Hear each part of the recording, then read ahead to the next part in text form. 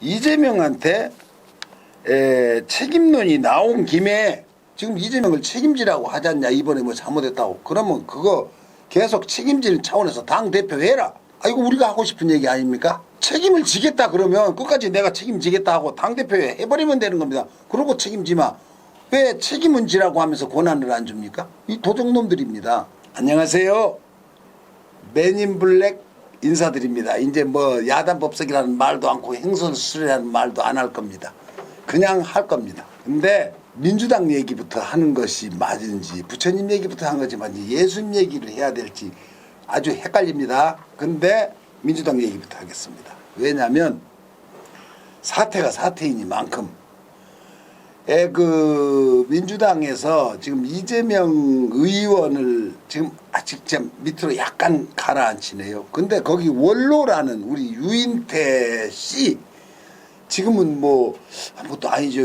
민주당의 원로 그러니까 정확하게는 민주당의 원로라기보다 열린민주당 그러니까 노무현 그분이 정치를 제대로 한 게 노무현 대통령에 의해서 정치계에 들어왔다고 봐. 아니 이전에 학생운동할 때도 이미 정치계에 있었다고 봐야 되지만 본격적인 정치는 노무현에 의해서 소환된 겁니다.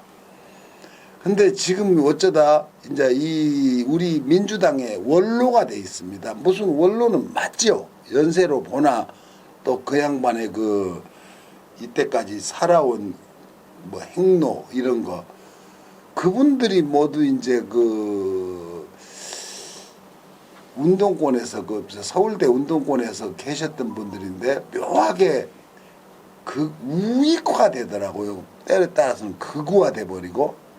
근데 그분도 지금 이재명 우리 의원을 자꾸 이거 비토를 합니다. 그러더니 또 김민석이 그러더니 또 이인영이 이제 그러니까 586의 그 이제 본부지요 그 사람들이. 그런데 우상호가 이제 거기에 뭐 또 거의 맏형급이지요 지금은. 지금 현재 그 비대위원장을 하고 있는데 2달 동안 하지만은 좀 찝찝합니다. 우상호라는 사람이 그렇게 색깔이 뭐 뚜렷하진 않아요.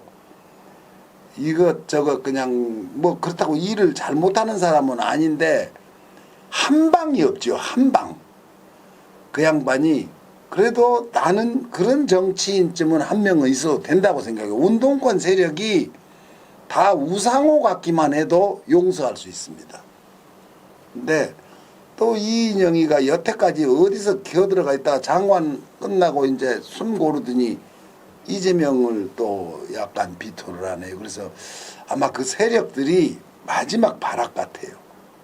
왜냐면 우리 그 세대가 잘 따져보면 7, 80년대, 그냥 60년대부터 소급해서 다 따져도 7, 80년대는 이념에 이게 완전히 포로가 되다시피 하고 온 국민이 산 겁니다.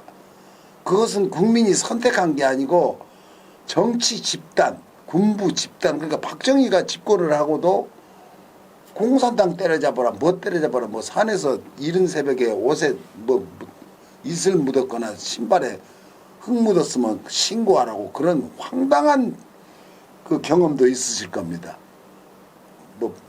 저 간첩으로 신고하라고. 그러니까 온 국민이 이념으로 똘똘 뭉쳐서 살았지요. 그런데 올림픽 끝나고 이제 90년대로 돌아오면 이제 개인주의가 팽배합니다. 이제 나만 먹고 살면 되지. 가족이 분화가 되고 예전에 그 대가족 제도 그런 것이 그때도 명맥은 유지했으나 시골 같은 데도 있었지만 이제 완전히 사라지기 시작합니다. 그게 지금 현실인데 그게 지금까지 이어오고 있어요. 이제 또 나만 잘 살면 되지. 얼핏 보면요. 맞는 말이기도 합니다. 내가 잘 못 사는데 남을 어떻게 챙깁니까? 그거 기본적으로 자기가 똥구녕이 찢어지게 가난하고 살면서 나라 걱정하는 인간들이 있어요. 그거는 안 됩니다. 자기부터 우선 챙기고 나라도 걱정하고 이웃도 걱정해야지. 그 걱정이 이미 이웃이 걱정하게 사는 사람은 나라 걱정하면 안 돼요. 본인 걱정부터 해야 됩니다. 자, 그런데 우리 저 민영배 의원 있죠. 그 민주당을 탈당해가지고 그거 저 이렇게 그 뭐 정족수 채우느라고. 그런데 그분이 이제 또 복당을 하려고 그러는데 이걸 딴지 걸어요. 조응천이나 이런 놈들이. 아니 그 사람이 당의 그 어떤 작전에 의해서 그렇게 한 건데 그걸 왜 지까지까지 뭔데? 조응천이는 사실은 그거는 그냥 하나 끼어들어온 놈입니다. 그 원래 이쪽 세력이 아닌 놈이에요. 그런데 다 용광로처럼 흡수해서 뭐 이편 저편 없이 같이 살아야 된다는 그런 개념에 그 사람이 들어온 거지. 박근혜 때 청와대 비서관을 했습니다.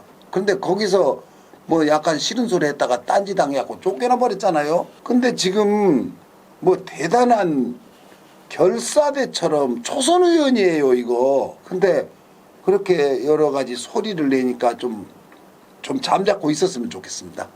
이제 금태섭이니 뭐 이게 검찰 출신들이 묘하게 튀려고 그런 게 있어요. 자기들이 그 강한 엘리트 의식 개쪽 같은 거.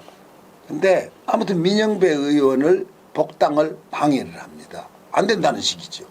근데 민영배 의원이 그래요. 뭐 되겠죠. 근데 이재명한테 책임론이 나온 김에 지금 이재명을 책임지라고 하지 않냐. 이번에 뭐 잘못했다고. 그러면 그거 계속 책임질 차원에서 당대표 해라. 아 이거 우리가 하고 싶은 얘기 아닙니까? 책임을 지겠다 그러면 끝까지 내가 책임지겠다 하고 당대표에 해버리면 되는 겁니다. 그러고 책임지마.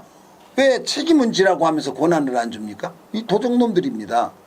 당신이 이러이러해서 책임을 져라. 그러면은 자 그렇게 잘할 것 같으면은 지금은 당신이 선장이 돼서 한번 책임져 보고 이게 사실은 이재명한테 기회이자 뭐라고 해야 되고 그러니까 응전해야 됩니다. 응전. 도전은 기회고 왜냐하면 이거 잘못하면 이 사람은 이제 여태까지 쌓아 올린 걸 다 송두리째 날려버리는 꼴이 돼요. 얼마나 흔들려고 올려놔도 흔들어서 떨어뜨리려고 할 겁니다. 당대표를 만들어 놔도. 그래서 아무튼 잘 하리라고 생각합니다. 그리고 저 친문이라고 하는 놈들 내가 지금 한마디 딱 하고 결론을 낼게요. 문재인 정권에서 친문 아닌 놈들이 있었습니까? 다 친문이었죠. 그 친문 아닌 놈이 바로 금태섭 뭐 몇 놈 있었어요. 그게 아니었던 거고 나머지는 다 거기서 자차 먹고 살았잖아. 근데 지금 와서 우리가 친문이다. 네 개 족같은 소리 하고 아무 소리 안 하고 있는 사람들이 친문입니다. 그놈들은 10년 전에 문재인 괴롭히던 놈들이 있습니다. 그때 박근혜한테 떨어졌다고 문재인 책임지고 그 책임 문초를 했던 놈들이에요. 이놈들이 어느새 지들이 친문이라고 그러면서 이재명을 또 문초를 하고 있는 겁니다. 그러면 그 자격이 없는 놈들이에요. 우리가 다 친문이에요. 50% 남짓 표를 줬던 사람들 이 사람들이 친문이에요. 친 이재명이고 친 문재인. 근데 지들이 기래. 정확하게 친 이낙연이지. 왜 말을 똑바로 해야지. 이 새끼들이 놀기는 이낙연이랑 놀고 갖다 들이댈 때는 친문이라고 그러고 됩니다. 꼴값하고 자빠졌어요. 박지원이 요번에 그 국정원장 끝나고 나와서 엊그제 또 이 사람 정치 무섭게 하는 사람입니다. 그 쓱 흘렸죠. 뭐야 대통령 윤석열 파일도 있다. 근데 그걸 노골적으로 얘기한 게 아니에요. 기자가 어떤 질문을 합니다. 그러면은 국정원장을 하면서 어째 뭐 이러해서 국정원에 뭐 개혁을 좀 해보려고 열심히 했다. 여태까지 해온 그 예전부터 관성적에 의해서 해오던 그 버릇이 있어가지고 이런 식의 대담을 그러니까 어쩌면 박지원이는 자기가 그 대답을 할 수 있도록 기자를 유도해 갔을 수도 있다고 생각해요. 그냥 이 말을 오늘 해야겠다. 근데 이쪽으로 어이 그 질문 좀 해봐. 이렇게는 않고 자연스럽게 이 질문으로 흘러가도록 그거 보통 놈이 아니라니까. 아 나는 그 소리 딱 듣고 와 이거 무서운 놈이다.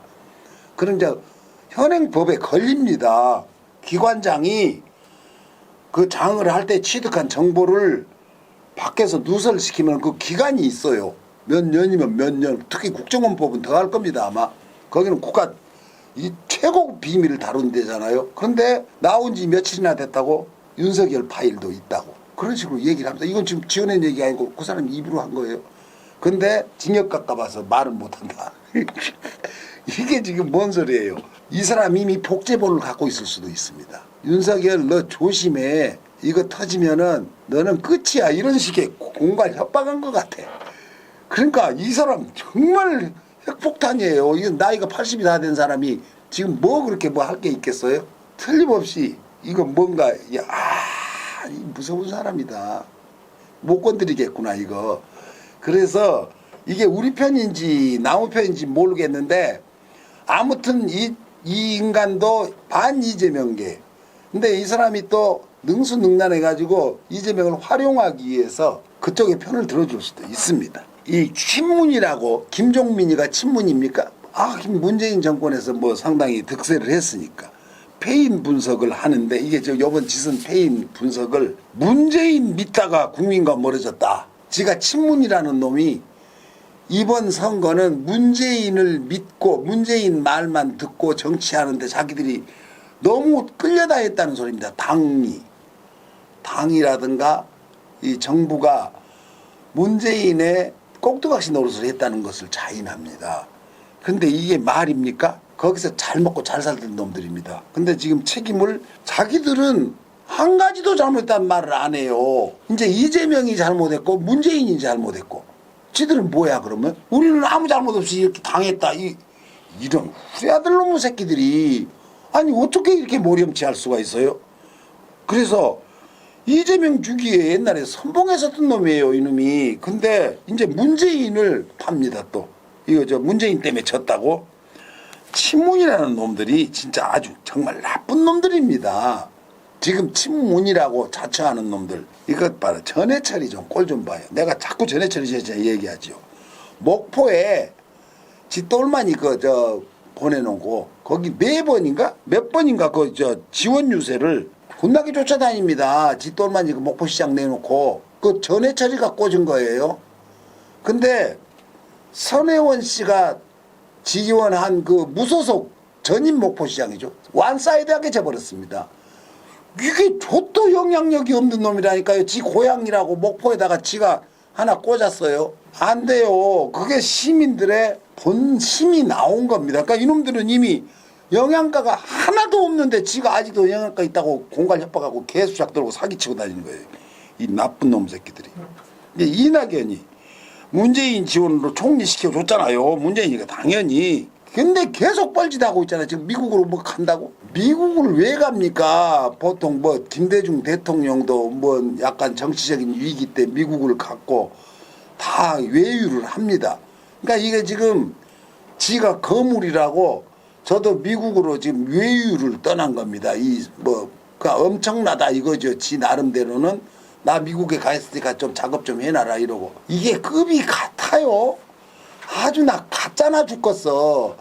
이 사람 정계 은퇴를 한다고 선언해야 돼. 나 이제 뭐 나이로 봐서는 그렇게 많은 나이는 아니에요. 뭐 은퇴해도 되고 더 해 먹어도 될 나이인데 지금 미국으로 슬쩍 가는 것이 뭐 정치 그만두겠다고 간 게 아니에요. 이 사람 빨리 당에서 내몰아야 돼. 이 지금 상황엔요 일사불란하게 대오를 갖춰야 됩니다. 민주당은 특히. 그런데 이 새끼들이 또요 웃긴다니까. 나 참 기가 막혀. 협치를 해야 된다고? 협치는 물론 협치라는 말은 좋은데 협치는 여당이 야당한테 도움을 받을 때 협치해 주세요. 협치가 필요합니다. 정치는 협치입니다. 이러지. 지가 여당이야? 야당들이 뭔 협치야. 야당은 투쟁을 해서 쟁취를 해야지. 지들이 먼저 협치를 한대. 비영신 새끼들 꼴값들하고 자빠졌다. 그런 협치하지 말고 나가려고 막 뭐 나가니 들어가니 뭐 이러고 있는데 나갈 용기도 없어요. 괜히 그러는 거예요. 개뿔을 나가요. 경기도에 솔직히 말해서 지금 이재명 의원하고 김동연 도지사가 당선된 거 있잖아요. 이번 선거 이긴 겁니다. 각 지방선거 여기저기서 많이 떨어졌다고는 하나 윤석열이 말해요. 그 김은혜를 당선시키려고 불법 선거 운동을 뭐 여기저기 뭐 많이 막 그런 소리 들어가면서도 단상에 4번이나 같이 올라갔습니다. 다니면서. 이건 완전히 자기 아바타를 해서 자기 그 힘으로 당선시키겠다는 의지를 보인 거예요. 그래도 떨어졌잖아요. 이건 윤석열이한테 이긴 겁니다. 김은혜가 무슨 의미가 있어요? 그 여자가 뭐 아나운서 하다가 이명박이 쫓아다니다가 어쩌다 그냥 아무것도 한 게 없는 여자입니다. 근데 대단한 것처럼 경기도지사에 출마를 시켜요. 난 지금 생각해 보면요, 유승민이 만약에 그때 나왔으면 김동연이 떨어졌을 수도 있다고 생각합니다. 근데 이거 자기들이 자책골 넣은 거예요. 그리고 우리 이재명 의원은 제가 저번에도 말씀드렸지만 그 지역구에는요, 뭡니까, 구청장까지 전부 다 됐습니다. 저 이재명 그 지역구에서는. 다른 데서 다 떨어져도. 그런데 저만 살았다는 식으로 말을 해요. 그럼 나머지 지역구 국회의원 놈들은 뭔 자 빠졌어요. 저도 선거운동 좀 하지. 안 했어요, 이 새끼들은. 내가 지금 딱 찍어서 말하자면 성남 중원의 윤영찬이, 그 다음에 안산의 전해철이, 또 누구야? 내가 딱 몇 놈이, 그 놈들은, 김철민이, 이 놈들은 무조건 떨어진 놈들입니다. 내가 두고 보세요. 내가 이거 완전히 나는 장담할 수 있습니다. 그건 이미 끝난 놈들이에요. 그러니까 그 사람들한테 기대 갖지 마세요. 거기다 줄대지 말고. 정치라는 건요, 국민이 채점하는 거예요. 자기들끼리 막 딸딸이 치고 자빠졌는데 정치하는 놈들이, 선택은 국민이 하는 거기 때문에 이번에 우리가 선거에서 진 것은 정확하게 말하자면 국민의 채점을 못 받은 겁니다. 이것이 어떤 형태로건 외면을 당한 거예요. 이제 불교 채점. 예, 불교 채점도 할 겁니다. 그래서 뭐 팬덤 정치를 그만둬라, 뭘 그만둬라 이러는데, 뭘 그만둬? 팬덤 정치라는 것은 일부러 만들어서라도 해야지. 아니 그러니까는 박사 노사 이번에 김건희를 사랑하는 모임도 있대. 그거 하지 말라고, 이재명한테 그거 하지 말라고 그럽니다. 그거 어쩌라고? 그래갖고 자발적으로 자기들은 뭘 해체하겠다, 모임을, 이 개조들 몇 명 되지도 않는 거 해체. 그러니까 우리 해체할 테니까 너도 해체해라 이런 거예요. 근데 이거는 이재명이 해체할 수 있는 이런 단체가 아니에요. 이재명이 구성한 것도 아니고 만든 것도 아니에요. 자기들이 그냥 그렇게 해서 만들어진 겁니다. 돈을 대줍니까? 뭘 합니까? 자기들이 알아서 하는 거예요. 근데 이거 뭘 해체를 해? 국민을 해체하라고 그래라, 이 멍청한 개새들아. 말 같지도 않은 소리를 합니다. 그래서 문재인 사저에 가서 데모하는 놈들은 돈 벌러 가는 겁니다. 돈을 내놓으라고 아예 노골적으로 막 주문을 합니다. 그래서 제가 이제 요 정도로 내가 해놓고서는 우리 한 PD가 자꾸 이제 부처님 얘기하라고. 부처님 얘기하라고. 저 사람 부처님 그렇게 믿지도 않는 사람인데 이상하단 말이야. 무슨 꿍꿍이가 있나 모르겠네. 근데 오늘은 저기 얘기하랍니다. 저 누구냐. 취미 부학선사. 그러니까 취미, 제가 아까 오다도 얘기했던 게, 이게 취미라는 게 그 양반의 혼지, 이게 본명은 아닙니다. 무학선사가 본명입니다. 취미가 이 사람의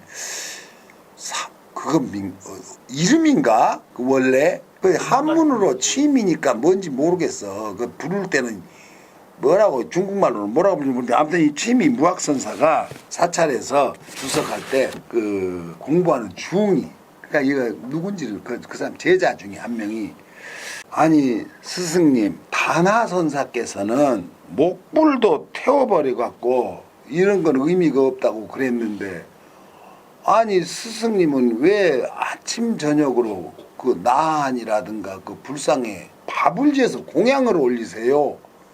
그러고 질문을 합니다. 그러니까 제가 그 다나선사 얘기 앞에 해줬지요.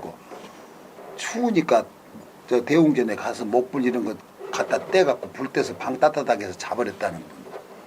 이게 무슨 의미가 있냐.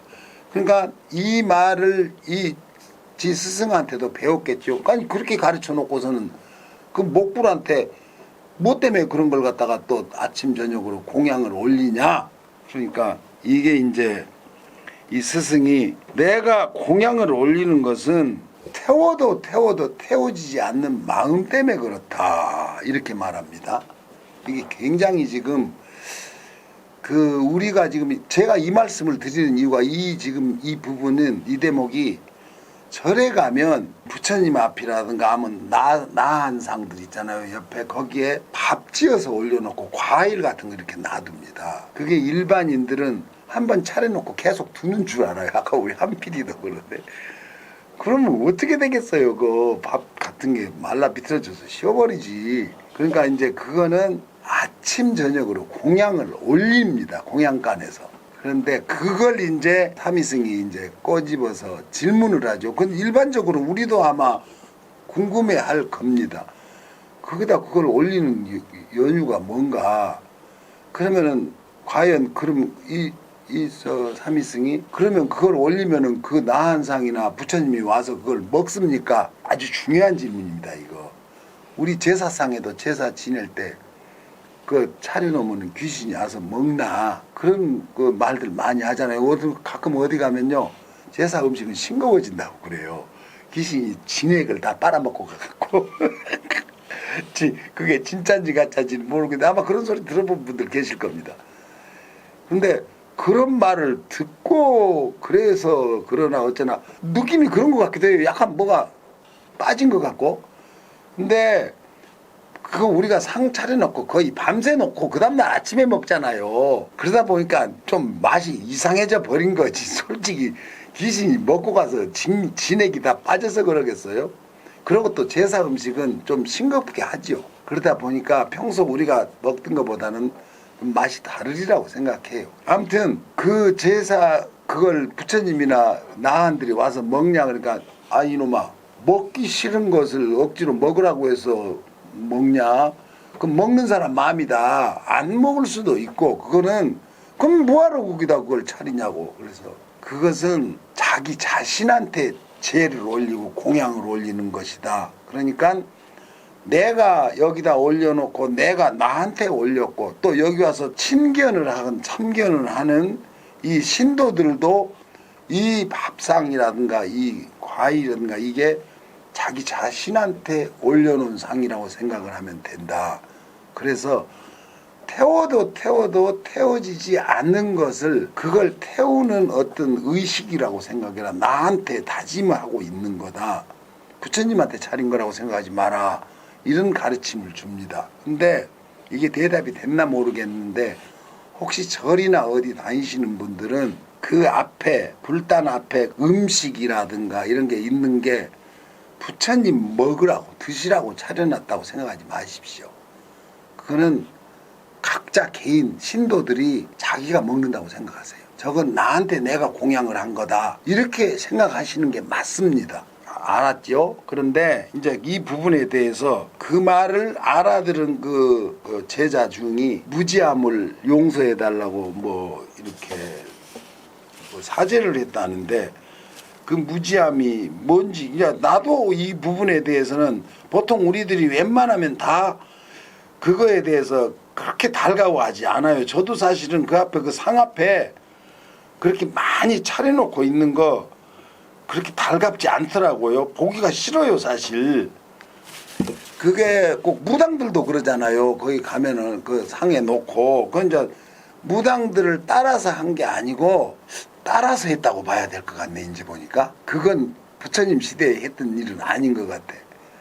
아하, 이거 말은 내가 확실히 확정은 안 지어놓겠습니다.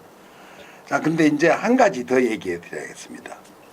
이건 이제 우리들 그 사는 거, 이 정치하는 놈들, 이건 정치하는 놈들이 좀 알아둬야 될 것 같아요. 염라대왕 앞에 어떤 장자가 이제 죽어서 끌려 나왔습니다. 연부에 와서 염라대왕이 너 뭐 때문에 왔느냐?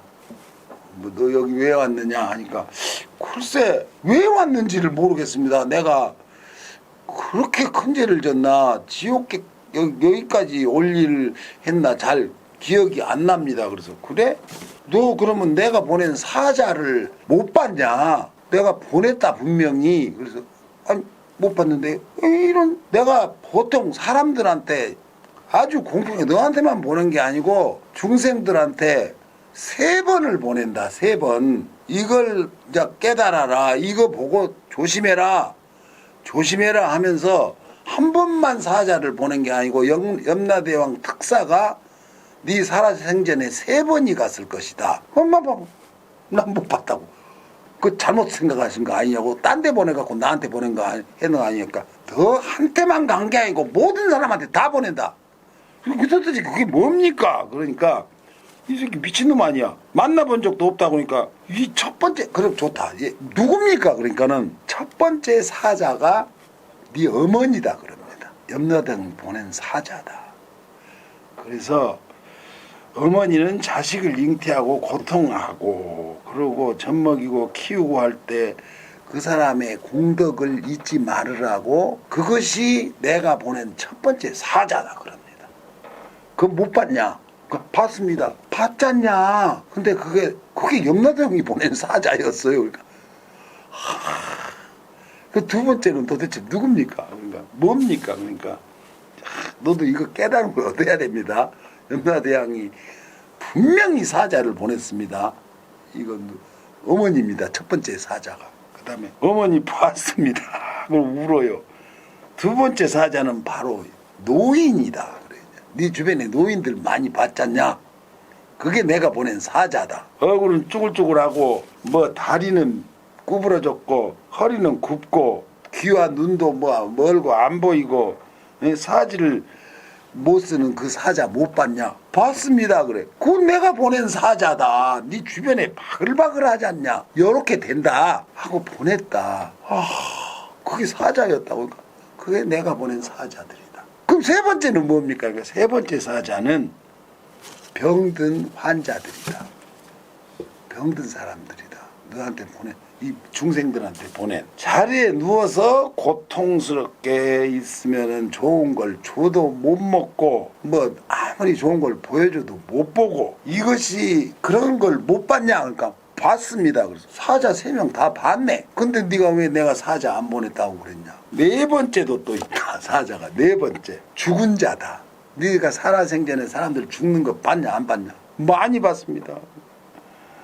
생전에 아무리 사랑했던 사람이라도 악취가 풍기고 구더기가 득실거리면은 누구도 그 사람 곁에 가기 싫어한다. 그걸 죽은 사람 봤지 않다. 봤습니다. 그러죠.